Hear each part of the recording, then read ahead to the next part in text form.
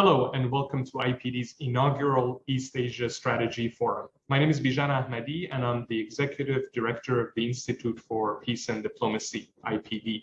IPD is a non-profit and non-partisan foreign policy think tank operating in Canada and the United States, dedicated to promoting dialogue, diplomacy, prudent realism, and military restraint, principles which we believe are the cornerstones of sustainable peace in an increasingly complex international system.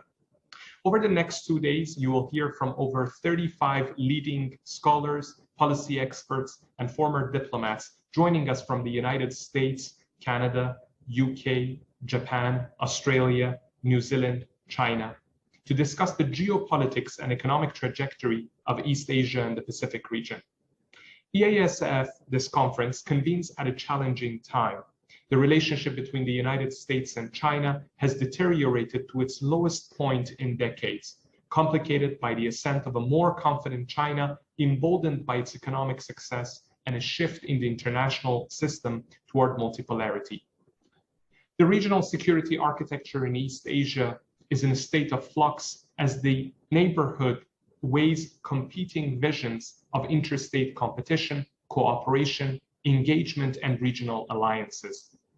While President Biden and President Xi discussed guardrails on US-China competition in their much anticipated virtual summit this week, considering the complicated strategic and political considerations on both sides, there are still many unanswered questions about the path forward to peacefully manage this strategic rivalry and its implications for other countries in the region. What is clear, however, is that amid an increasingly volatile regional security dynamic, many Asian capitals find themselves having to affirm their own sovereignty and strategic autonomy independent from the US-China binary.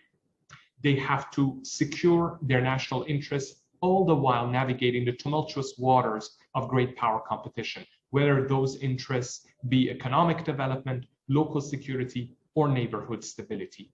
Nonetheless, multiplex diplomacy, shifting alignments, and a determination to defend national interests are all hallmarks of how different states are approaching many of the challenges that this forum will address. Finding pathways to reduce the prospects of conflict and enhance stability in Asia are important now more than ever.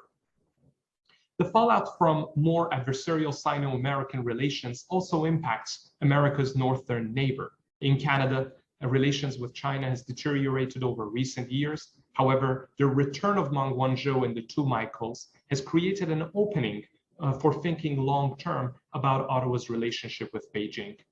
The Trudeau government is expected to articulate a new Indo-Pacific strategy, but how this strategy will affect Sino-Canadian relations and more broadly redefine Canada's role as a Pacific power remains unknown. The objective of East Asia Strategy Forum is to answer these important questions and to establish an annual forum to discuss and debate strategic challenges American and Canadian policymakers face in their decision-making towards the region. Before I introduce the moderator for our first roundtable, I would like to thank the Hill Times as our media sponsor for the conference and the Quincy Institute as the supporting organization. Last but not least, I would like to thank my colleagues at IPD who have worked tirelessly to put together this program. Let me remind you that the conference includes 7 discussions and 2 keynote lectures held today and tomorrow, November 17th and November 18th. If you haven't had a chance to register for the live sessions, please go to our website, peacediplomacy.org, and register for the sessions that you would like to attend. The recorded videos of these discussions and keynote lectures will be available after the conference on IPD's YouTube channel as well. Thank you so much and hope you enjoy this program.